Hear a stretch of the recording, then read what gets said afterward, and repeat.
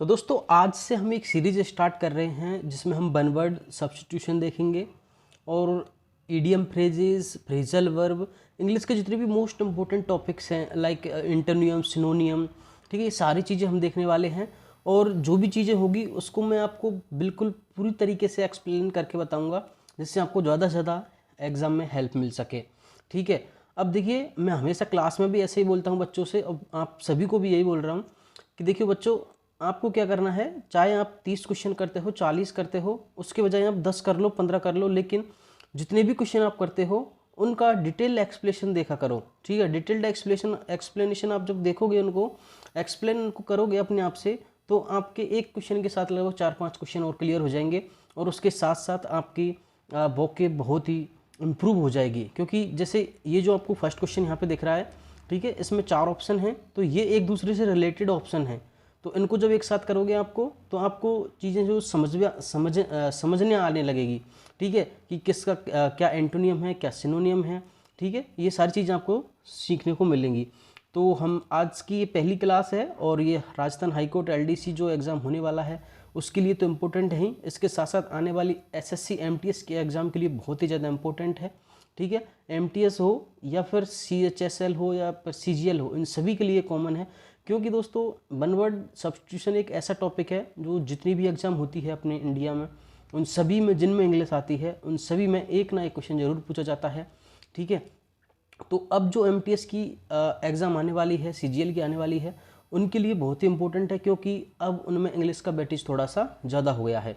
तो देखिए दोस्तों, वीडियो स्टार्ट करते हैं। तो इस वीडियो को लाइक एंड शेयर कर देना अपने फ्रेंड्स रिलेटिव्स के पास, ठीक है, जिससे कि उनको भी इसकी हेल्प मिल सके। ठीक है, तो देखिए फर्स्ट क्वेश्चन है अपना यहाँ पे, a person with a long experience of any occupation. ठीक है, तो एक ऐसा आदमी जिसको किसी ऑक्यूपेशन का मतलब समझ लीजिए पहले, इसका मतलब होता है दोस्तों व्यवसाय। ठीक है, मतलब कोई एक ऐसा आदमी जिसको अपने व्यवसाय में या फिर किसी पर्टिकुलर फील्ड में लॉन्ग एक्सपीरियंस हो, मतलब लंबा अनुभव हो, तो उसको क्या बोलते हैं।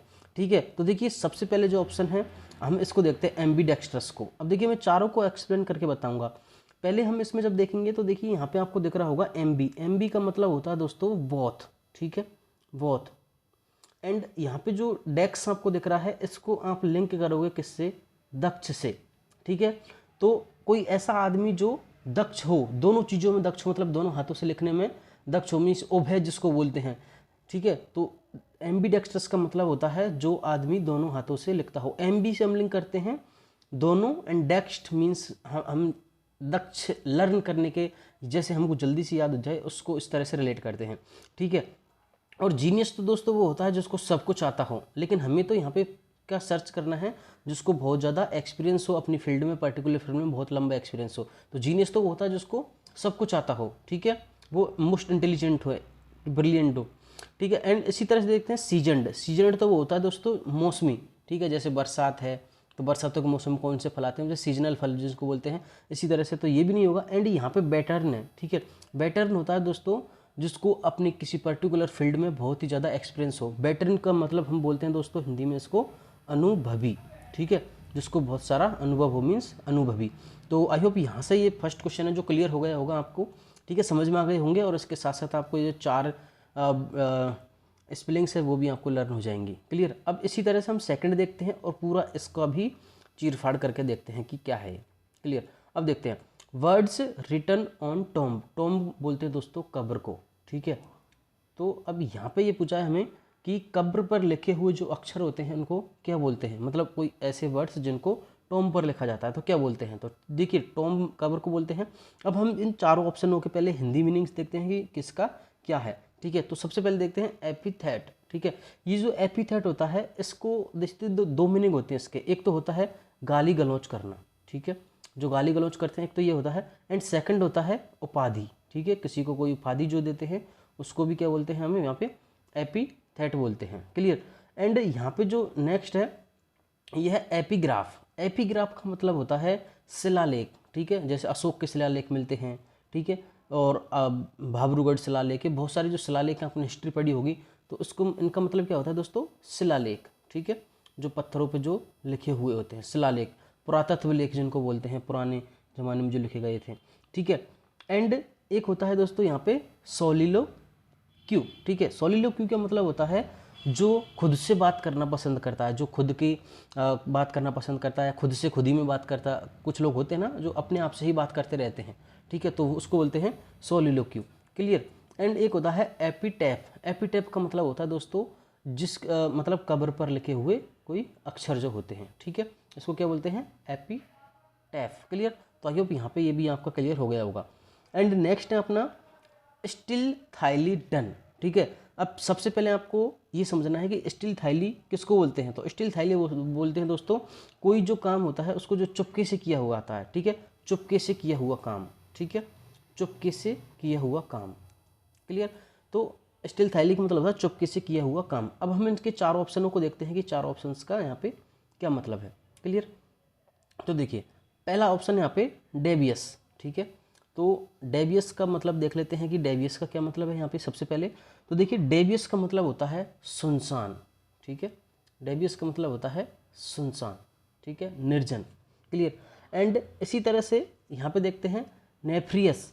नेफ्रियस का दोस्तों मतलब होता है बेईमान आदमी, या फिर जिसको हम बोलते हैं नीच, ठीक है, नीच जिसको बोलते हैं। एंड सरप्टिशियस, सरप्टिशियस उसे बोलते हैं दोस्तों जो धोखे से किया हुआ काम, ठीक है, धोखे से किया हुआ काम को क्या बोलते हैं, सरप्टिटियस, सरप्टिशियस। एंड ब्लेनियस, अब यहाँ पे देखिए ब्लेन से यहाँ पे लिंक करना है। ब्लेन जो होता है मतलब गुंडा, एग्जैक्टली हम बोलते हैं फिल्मों में, ठीक है। तो ब्लेनियस, ब्लेनियस का मतलब क्या होता है, शरारती, मतलब जो गुंडे होते हैं, कोई भी अपनी मूवी देखी होगी, वो क्या करते हैं, शरारत करते हैं, मिस्चूवियस होते हैं, ठीक है। इसका जो सिमिलर होता है वो क्या होता है, मिस्चूवियस, ठीक है, MISCH, ठीक है, IEOUS, ठीक है, मिस्चूवियस, ये आपको आती होगी। तो ब्लेनियस मीन्स शरारती एंड सरप्टिशियस धोखे से किया हुआ। अब इसका जो करेक्ट आंसर है वो यही होगा, क्योंकि यहाँ पे हमें क्या पूछा था, स्टिल थाईली डन मीन्स जो चुपके से हुआ कोई काम, मीन्स धोखे से किया हुआ। क्लियर। एंड नेक्स्ट देखते हैं हम यहाँ पे something is something no longer in use, मतलब कोई ऐसी चीज़ जो अब यूज में नहीं है, मतलब नो लॉन्गर इन यूज मतलब प्रचलित नहीं है, ठीक है, चलन में नहीं है। क्लियर। यही यहाँ पे कहने का मतलब है। अब देखिए यहाँ पे चार ऑप्शन है, चारों के मैं बता देता हूँ, वो करेक्ट आंसर आपको ऑटोमेटिकली पता चल जाएगा। फर्स्ट है अपना डिसोलेट। डिसोलेट मतलब होता है दोस्तों सुनसान, ठीक है, डिसोलेट का मतलब होता है सुनसान। क्लियर। डिसोलेट का मतलब क्या होता है, सुनसान। एंड एक है यहाँ पे, अब यहाँ पे देखिए इन दोनों को समझना है आपको अच्छी तरह से, इन दोनों का मतलब क्या है, ठीक है। एक होता है एब्सोल्यूट, एक होता है ऑब्सोलीट, ठीक है, ऑब्सोलीट एंड एब्सोल्यूट। अब देखिए ऑब्सोल्यूट का मतलब होता है दोस्तों एक तो होता है शुद्ध, ठीक है, शुद्ध, और इसका एक और मतलब होता है पूर्ण, ठीक है, इसके दो मतलब होते हैं। एंड पहले इसको समझो प्रिमिटिव। प्रिमिटिव का मतलब होता है दोस्तों प्राचीन, मीन्स पुराना, ठीक है, इसका मतलब प्राचीन भी होता है। एंड ऑब्सोलीट जो होता है उसको बोलते हैं मतलब जो कोई चीज़ है काफ़ी दिन की पुरानी है, मतलब चलन में नहीं है, अप्रचलित है, ठीक है। और यही हमसे पूछा यहाँ पे something no longer in use, ठीक है, कोई ऐसी चीज़ जो अभी यूज में नहीं ली जा रही है, ठीक है, तो क्या होते हैं, ऑब्सोलीट, ठीक है। अब हम चलते हैं नेक्स्ट की क्वेश्चन की तरफ। नेक्स्ट क्वेश्चन क्या है, यहाँ पे देखिए क्वेश्चन नंबर 5 है one not concern with right और रॉन्ग, ठीक है। अब देखिए दोस्तों डेली ऐसी क्लास आने वाली है आपकी SSC MTS के लिए और जितने भी कॉम्पिटिटिव एग्जाम हैं उन सभी के लिए, ठीक है, चाहे वन वर्ड हो, इडियम फ्रेजेज हो, एंटोनियम, सिनोनियम, ठीक है, ये सारी चीज़ें हैं उन वोकैब से रिलेटेड और ग्रामर से रिलेटेड भी मैं आपके क्वेश्चन यहाँ पे करवाने वाला हूँ, प्रैक्टिस सेट भी मैं करवाने वाला हूँ। और एक चीज़ आपको समझ में आनी चाहिए दोस्तों, ठीक है, कि मैं जब क्लास में जब बच्चों को पढ़ाता हूँ तब भी उनसे यही बोलता हूँ, ठीक है, कि चीज़ों को लिंक करके पढ़ लो। और आपको मैं लिंक करके ही यहाँ पे ये सीरीज़ मैंने स्टार्ट की है, ठीक है। यूट्यूब से मैं ज़्यादातर क्लास लेता नहीं हूँ और अभी मैंने ये स्टार्ट किया है और मैं धीरे धीरे इसको अपर लेवल पे लेके जाऊँगा। तो आपको बिल्कुल कंप्लीट देखना है वीडियो को और जितना हो सके इसको आपको फ़ायदा गेन करना है इससे, ठीक है। तो देखिए क्वेश्चन नंबर 5 है one not concern with right और रॉन्ग, ठीक है। तो सबसे पहले कंसर्न यहाँ पे थोड़ी सी हार्ड मीनिंग है तो इसको समझ लीजिए। कंसर्न का मतलब होता है चिंता या फिर संबंध नहीं रखने वाला, ठीक है। तो अब देखिए one not concern with right on और रॉन्ग मतलब जिसको सही और गलत की कोई चिंता नहीं रहती हो, ठीक है। एक तो यही बताया था ना मैंने, इसका मतलब क्या होता है चिंता, मतलब जिसको सही या गलत की कोई चिंता न रहती हो, या फिर इसको इस तरह से भी पूछा जा सकता है, one not concern with right और रॉन्ग, ऐसा आदमी या फिर कोई ऐसा इंसान जिसको सही और गलत से कोई संबंध नहीं हो, ठीक है, मतलब वो संबंध नहीं रखता हो, या तो सही है तो सही है ठीक है, गलत है तो उसको कोई मतलब नहीं, ठीक है, तो उसको क्या बोलते हैं, एक अब यहाँ पे एग्जैक्टली जो हिंदी में जो हम बोलते हैं एक शब्दार्थ बोलते हैं वो है, ठीक है। तो कोई ऐसा आदमी जिसको सही या गलत की कोई पहचान नहीं हो, उनसे संबंध नहीं रखता हो, उसको क्या बोलते हैं। तो देखिए 4 ऑप्शन है, चारों एक दूसरे से रिलेटेड है, और यहाँ पे दोस्तों बहुत ज़्यादा फोकस करना है आपको, ठीक है, तब जाके चीज़ें समझ में आएंगी। अब देखिए सबसे पहले देखते हैं मॉरल। मॉरल का मतलब होता है नैतिक। अब इसको अच्छे से समझना है आपको, ठीक है, देखने में जितना ईजी है इतना ही ये ज़्यादा हार्ड भी है। नैतिक। इमोरल का मतलब होता है दोस्तों अनैतिक, ठीक है, अनैतिक। अब इनको समझाऊंगा मैं कि नैतिक अनैतिक क्या होता है। एंड अमोरल का मतलब होता है दोस्तों नीति भ्रष्ट, ठीक है, नीति भ्रष्ट, ठीक है। एंड इमोर्टल का मतलब होता है अमर, ठीक है। अब चारों को समझो।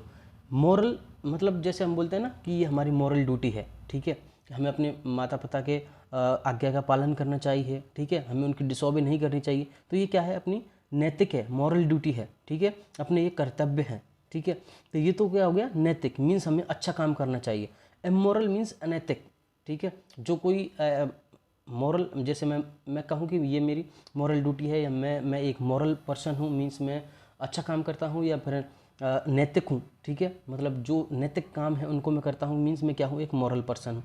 एंड सेम एज ये जो ए है इसका ये क्या है, अपोजिट है, ठीक है, सी का, इमोरल अनैतिक, ठीक है, जो नीति के बाहर जाके काम करता है, मतलब जो गलत काम करता है, गलत काम को तवज्जो ज़्यादा देता है, वो क्या होता है, अमोरल, ठीक है। ये इमोरल जो होता है ये इन प्लस मॉरल से बोला है, इन मीन्स विदाउट मॉरल, ठीक है, बिना नैतिकता के, ठीक है। तो ये एक दूसरे के अपोजिट भी हैं।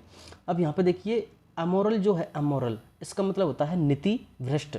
मतलब नीति भ्रष्ट का मतलब क्या होता है कि वो ना तो सही काम करता है ना गलत करता है, मतलब उसको कोई मतलब ही नहीं रहता किसी चीज़ से, उसको बोलते हैं अमोरल। और इमोरल को आप इस तरह से सोच सकते हो जिसको गलत ही गलत चीज़ों से संबंध रखता हो, ठीक है, जो गलत ही गलत चीज़ें करता हो वो क्या होता है, इमोरल। और मॉरल जो सही सही चीज़ें करता हो, ठीक है। तो इन तीनों में डिफरेंस आगे समझ में आ गया होगा, मॉरल, इमोरल और अमोरल मीन्स नीति भ्रष्ट, जो सही और गलत सब तरह के काम करता है, ठीक है। तो यही हमसे पूछा था कि one not concern with right और रॉन्ग, ठीक है, जिसको किसी से कोई मतलब नहीं रहता है, ठीक है। एंड एक होता है ये इमोर्टल जो अमर होता है, ये तो आप सभी जानते ही हैं, ठीक है। तो आई होप यहाँ से ये जो 5th क्वेश्चन है ये आपको बिल्कुल अच्छे से क्लियर हो गया होगा। अब देखते हैं question number 6, question number 6। A person who oppose war और यूज़ ऑफ मिलिट्री फोर्स, मतलब एक ऐसा आदमी जो अपोज करता है, विरोध करता है युद्ध का, या फिर जो मिलिट्री फोर्स है उनके यूज़ को क्या क्या करता है, विरोध करता है उनका। मीन्स अब यहाँ पे इजीली समझ सकते हैं कि जो कोई ऐसा आदमी जो लड़ाई पसंद नहीं करता हो, ठीक है, वो क्या होता है, एक शांतिवादी होता है, शांतिप्रिय इंसान होता है। तो अब यहाँ पे इन चारों में से देखने हैं कि किसका मतलब ऐसा शांतिवादी है, शांतिप्रिय है, या फिर उसके कोई आसपास मीनिंग वाला है। तो हम चारों को बता देते हैं। एक होता है फैसिस्ट, ठीक है। फैसिस्ट का जो मतलब होता है दोस्तों वो होता है तानाशाही को जो समर्थक, ठीक है, तानाशाही का समर्थन जो करता है, ठीक है। एक तो होता है फैसिस्ट, एक होता है नार्किसिस्ट, ठीक है। नार्किसिस्ट का मतलब होता है दोस्तों मतलब आत्ममुग्ध होने वाला, ठीक है। आत्ममुग्ध मतलब खुद को चाहने वाला हम बोल सकते हैं, जो खुद को बहुत ही ज़्यादा चाहता हो उसको बोलते हैं नार्किसिस्ट। एंड फैटलिस्ट जो होता है दोस्तों, फैटलिस्ट होता है भाग्यवादी, कि मेरे भाग्य में ऐसा लिखा है, अगर मेरे भाग्य में लिखा होगा तो ये हो जाएगा, अगर नहीं लिखा है तो नहीं होगा, मीन्स उसको बोलते हैं फैटलिस्ट। एंड पैसिफिस्ट जो होता है उसका मतलब होता है शांतिवादी, शांति प्रिय इंसान। तो उसका करेक्ट आंसर बी। क्लियर। अब देखते हैं क्वेश्चन नंबर 7। दोस्तों अगर वीडियो थोड़ी सी भी आपको पसंद आ रही हो तो वीडियो को लाइक एंड शेयर ज़रूर कर देना है, और चैनल को सब्सक्राइब कर लेना है, क्योंकि ऐसी ही महत्वपूर्ण वीडियो मैं अब डेली लाता रहूँगा। और पहले भी मैं बहुत सारी ऐसी वीडियो हैं जो ला चुका हूँ मैं आपको, और कंप्लीट ग्रामर में आपको पहले ही करवा चुका हूँ। क्लियर। अब देखिए सेवरली अब्यूजिव राइटिंग्स इन जर्नल्स, ठीक है। तो सेवरली मीन्स गंभीर, अब्यूजिंग मीन्स गाली गलौज जिसको बोलते हैं, या फिर अपमानजनक बातें। तो गंभीर अपमानजनक बातें, जर्नल्स मीन्स हम पत्र पत्रिका ही बोल सकते हैं। राइटिंग इन जर्नल्स मतलब ऐसी कोई गाली गलौज या अपमानजनक बातें जिनको पत्रिकाओं में लिखा जाता है या कहा जाता है, इस तरह से हम इसका ट्रांसलेशन कर सकते हैं। अब देखिए इमेजिनरी का तो आप सोच सकते हैं, इमेजिनरी मीन्स होता है काल्पनिक, ठीक है, जिनको हम कल्पना कर सकते हैं, जो रियलिटी में किसी भी तरह से एग्जिस्ट नहीं करती है, ठीक है। एंड ये जो है स्पेकुलेटिव, ठीक है, ये और ये स्पेकुलेटिव एंड इमेजिनरी ये एक दूसरे के हम सिमिलर बोल सकते हैं, इनको सिनोनियम बोल सकते हैं, ठीक है। इमेजिनरी का भी काल्पनिक होता है एंड स्पेकुलेटिव का भी लगभग काल्पनिक ही होता है, ठीक है। मीन्स इसका एक और मतलब जो होता है वो विचार करने योग्य होता है। तो विचार उसी पर कर सकते हैं जो या तो एग्जिस्ट ही नहीं हो, ठीक है, या फिर जिस पे हमें कोई शक हो, कोई डाउट हो, ठीक है। इमेजिनरी भी हो सकती है, तो ये एक दूसरे के क्या है, सिमिलर है, ठीक है। इसका मतलब काल्पनिक भी होता है, क्लियर, और इसका मतलब विचार करने योग्य भी होता है। एंड यहाँ पे देखिए, ये देखिए, इसको मैं याद करने के लिए दोस्तों सैक्रिलस बोलता हूँ, सैक्रिलियस से इसको प्रोनाउंसिएट करता हूँ, बाकी इसको स्क्रिलस बोलते हैं लोग, आप, ठीक है, लेकिन मैं याद करने के लिए इसको सैक्रिलस बोलता हूँ, क्लियर। सैक्रिलस का मतलब होता है दोस्तों अश्लील या फिर गंदी बातें करने वाला या अपमानजनक जो बातें होती हैं उनको बोलते हैं सैक्रिलस, ठीक है। एंड सरकास्टिक जो होता है उस सरकास्टिक बोलते हैं दोस्तों व्यंग्यपूर्ण या फिर ताने से भरा, जो किसी को हम ताने बोलते हैं, ताने देते हैं, तो वो क्या होते हैं, सरकास्टिक होते हैं, ठीक है, व्यंग्यपूर्ण होते हैं, क्लियर। तो अब हमें यहाँ पे क्या फाइंड करना था कि पत्र पत्रिकाओं में जो अपमानजनक जो बातें होती हैं उनको क्या बोलते हैं, सैक्रिलस, ठीक है, गंदी बातें, अपमानजनक, ठीक है, या फिर अश्लील जो बातें होती हैं उनको क्या बोलते हैं, सैक्रिलस। तो यही आपका करेक्ट आंसर हो जाएगा। क्वेश्चन नंबर 8 है यहाँ पे, कॉल अपॉन गॉड और any other power like law etc for help और प्रोटेक्शन। मतलब या तो भगवान को पुकारना या फिर किसी any other power like law, ठीक है, किसके लिए, हेल्प और प्रोटेक्शन के लिए, मतलब किसी हेल्प के लिए, किसी मदद के लिए या फिर सुरक्षा के लिए भगवान से कोई गुहार करना, गॉड से कोई गुहार करना, या फिर मतलब मांगना किसी चीज़ को भगवान से, या फिर किसी पुलिस से भी हम प्रोटेक्शन मांग सकते हैं ना। तो कि कोई ऐसी पावर है जिससे हम किसी से हेल्प मांगते हैं, प्रोटेक्शन मांगते हैं, तो उसको क्या बोलते हैं, ठीक है। तो अब देखिए यहाँ पे देखिए एक है रिवोकेशन, ठीक है। तो रिवोकेशन का जो मतलब होता है वो होता है दोस्तों किसी चीज़ को रद्द करना। तो रद्द करना तो किसी चीज़ भगवान से मांगने वाली कोई चीज़ है नहीं, तो ये तो ऑप्शन बिल्कुल करेक्ट हो जाए, इनकरेक्ट है। अब यहाँ पे देखिए बी ऑप्शन है इन्वोल्यूशन। इन्वोल्यूशन का जो मतलब होता है दोस्तों वो होता है लपेटना, ठीक है, या तो लपेटना, एक तो ये मतलब होता है इसका लपेटना, या फिर एक होता है कठोरता, ठीक है, एक होता है कठोरता, ठीक है, दो मीनिंग होते हैं। तो ये भी किसी भी तरह से किसी चीज़ से किसी से हेल्प या प्रोटेक्शन मांगने से रिलेटेड नहीं है, ना तो गॉड से है ना लॉ etc जो पावर में है जो उनसे है। एक होता है इनंडेशन, ठीक है। इनंडेशन का जो मतलब होता है दोस्तों वो होता है एग्जैक्टली हम इसको फ्लड से रिलेट कर सकते हैं। फ्लड मीन्स बाढ़, सैलाब, ठीक है। तो इनंडेशन का मतलब होता है सैलाब आना, ठीक है। अब ये जो सैलाब है ये जन सैलाब भी हो सकता है, ठीक है। ये जो सैलाब है ये एक तरह से जन सैलाब भी हो सकता है और बाढ़ वगैरह भी हो सकती है, ठीक है। तो इसीलिए मैंने बताया था कि ये जो क्वेश्चन नंबर 8 में इनंडेशन है यहाँ पे, ये इसका मतलब क्या होता है, बाढ़ या सैलाब, ठीक है, सैलाब। अब इसका जो सिमिलर है वो क्या है, फ्लड, ठीक है। साथ साथ आपकी वोकेब भी लगभग हो रही है थोड़ी बहुत, ठीक है। अब देखिए ये यहाँ पे देखिए फर्स्ट ऑप्शन को देखिए, इन्वोकेशन। इन्वोकेशन का जो मतलब होता है दोस्तों वो होता है लाइक वंदना करना, ठीक है, वंदना करते हैं ना, पूजा अर्चना, ठीक है, तो उसको क्या बोलते हैं, इन्वोकेशन। तो यही होती है दोस्तों, हम भगवान से कोई चीज़ मांगते हैं तो क्या मतलब हम पूजा करते हैं, पूजा करते ही हम उनसे गुहार लगाते हैं, उनसे कोई चीज़ मांगते हैं, प्रार्थना करते हैं, ठीक है, तो उसको क्या बोलते हैं, इन्वोकेशन को प्रार्थना करना, क्लियर। रिक्वेस्ट एग्जैक्टली इसका सिमिलर हो जाता है, ठीक है। अब देखते हैं दोस्तों अपना सेकंड लास्ट क्वेश्चन आज का, ये है fear of being enclosed in a small closed space. अब देखिए दोस्तों ये बहुत ही इंपॉर्टेंट चीज़ है। मतलब एक चीज़ तो आपको ये समझ लेनी है, जब भी आपको कहीं पर भी किसी भी स्पेलिंग के पीछे फोबिया वर्ड दिखे ना, फोबिया, तो फोबिया का मतलब ये होता है दोस्तों डर, ठीक है। तो जब भी आपको लास्ट में फोबिया दिखे किसी भी स्पेलिंग के तो आपको समझ लेना है कि उसका कहीं ना कहीं मतलब डर से है, ठीक है। तो अब यहाँ पे देखिए फियर, ठीक है, तो फोबिया और फियर हम क्या बोल सकते हैं दोस्तों, ये क्या है, सिमिलर है, ठीक है, सिमिलर है, सिनोनियम है, क्लियर। तो फोबिया का सिनोनियम क्या हो जाता है, फियर। ठीक है, तो जहाँ पर भी फोबिया देखिए वो मतलब डर से रिलेटेड है। अब यहाँ पे हमें बताना है fear of being enclosed in a small closed space, मतलब किसी छोटी जगह में बंद। ठीक है, स्मॉल क्लोज्ड स्पेस मतलब एक छोटी बंद जगह का जो डर होता है, इनक्लोज्ड जो स्पेस होता है उसके डर को क्या बोलते हैं। ठीक है, ये बताना है हमें। तो देखिए चारों को देखते हैं, पहले तो हम इसको देख लेते हैं, इसको निपटा देते हैं। ये है पैरानोइया। ठीक है, पैरानोइया का मतलब जो होता है वो होता है दोस्तों, जैसे हम इसको लर्न करने के लिए इस तरह से बोलते हैं, पैरा मीन्स पैदल। ठीक है, पैदल। अब पैदल हम किससे, पैरों से तो नहीं सकते, पैदल पैरों से ही होते हैं, बट हमें इसको लर्न करने के लिए क्या करना है, जो दिमाग से जो पैदल होते हैं, मीन्स दिमाग से पैदल मीन्स पागल। ठीक है, तो पैरानोइया मीन्स पागल भी हम पी से रिलेटेड भी कर सकते हैं हम पागल, या फिर पी से पैदल करके हम क्या कर सकते हैं, तो दिमाग से जो पैदल हो वो क्या पागल है। ठीक है, मीन्स उन्माद जो ग्रस्त जो होते हैं, मानसिक उन्माद जो होता है, ठीक है, उसको बोलते हैं पैरानोइया। एंड एक होता है दोस्तों जेनाफोबिया। ठीक है, जीनोफोबिया। अब देखो यहाँ पे जो XENO इसको जीनो बोलते हैं।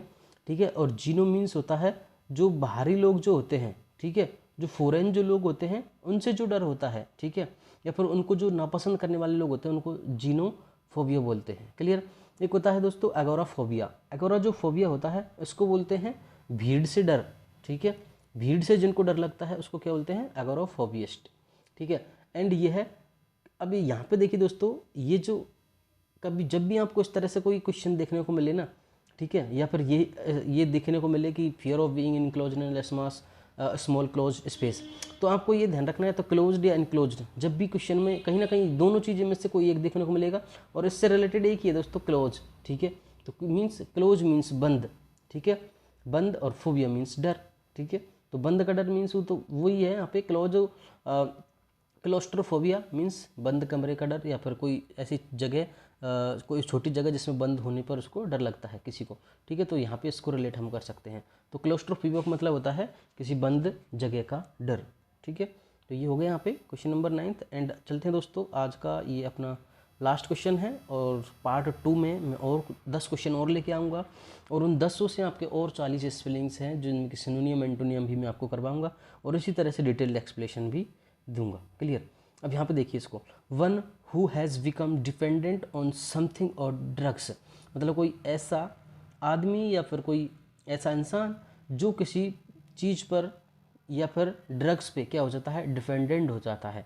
ठीक है, मतलब किसी चीज़ पर बिल्कुल पूरी तरह से आश्रित होना, तो उसको क्या बोलते हैं।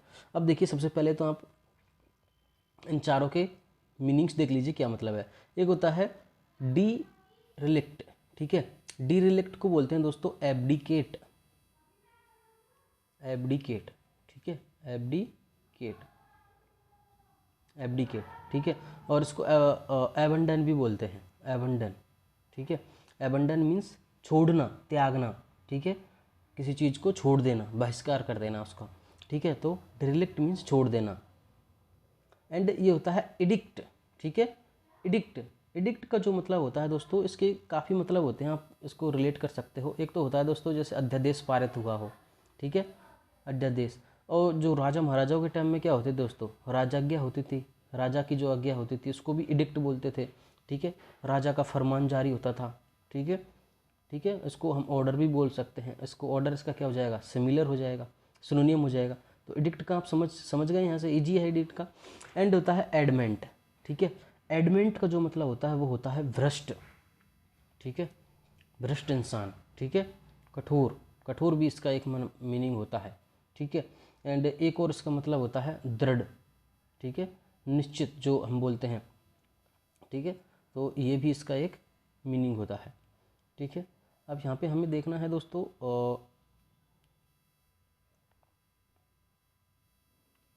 ये एडमेंट हो चुका है। अब यहाँ पे देखना है एडिक्ट। ठीक है, एडिक्ट एक होता है दोस्तों अपना हैबिट। ठीक है, इन दोनों चीज़ों को आपको अच्छे से समझना है। ठीक है, दोनों का मतलब ही होता है आदत लगना। ठीक है, लत लगना। ठीक है, ये आदत लगना, लत लगना, मतलब किसी चीज़ को डिपेंडेंट हो जाना। इन दोनों का मतलब यही होता है, एडिक्ट का, हैबिट का मतलब। लेकिन थोड़ा सा इनमें डिफरेंस है। जो हैबिट जो होती है, हैबिट जो चीज़ होती है वो होती है गुड सेंस में। ठीक है, ठीक है, जैसे मैं क्या बिब्लियोफाइल हूँ, मुझे बुक्स पढ़ना अच्छा लगता है, ठीक है। मैं मॉर्निंग वॉक पर जाना मेरी हैबिट है, ठीक है। मेरी हॉबी, ठीक है, हॉबी मेरी रुचि क्या है, मीन्स हैबिट है। तो ये सारी चीज़ें क्या है, अच्छी जो चीज़ें होती हैं, अच्छी जो आदतें हैं उनको हैबिट बोलते हैं, और जो बुरी जो आदतें हैं उनको एडिक्ट बोलते हैं, लत बोलते हैं, ठीक है। तो अब यहाँ पे यही बोला है, one who has become dependent on something, ठीक है। अब यहाँ पे जो अगर ये इतना सही होता और ऑप्शन में हैबिट होता, ठीक है, हैबिट होता और ये नहीं होता तो हमारा आंसर ये हो जाता, ठीक है। लेकिन हमें एक ड्रग्स भी दे दिया है तो अपना आंसर क्या हो गया, एडिक्ट हो गया, ठीक है। तो अपना आंसर यहाँ पे क्या हो जाएगा, सी आंसर यहाँ पे अपना करेक्ट हो जाएगा, ठीक है। तो ये 10 क्वेश्चन थे दोस्तों, और भी मैं आपको करवाने वाला हूँ, ठीक है। आई होप यहाँ पे ये जो क्वेश्चन जो करवाए हैं मैंने आपके समझ में आए होंगे, एंड एग्जाम में आपको बहुत सारे क्वेश्चन यहाँ से देखने को मिलेंगे। आई होप आपको पसंद आई होगी वीडियो। पसंद आई तो वीडियो को लाइक एंड शेयर करना है। हम मिलते हैं कल एक और बेहतरीन वीडियो में। Okay guys, bye.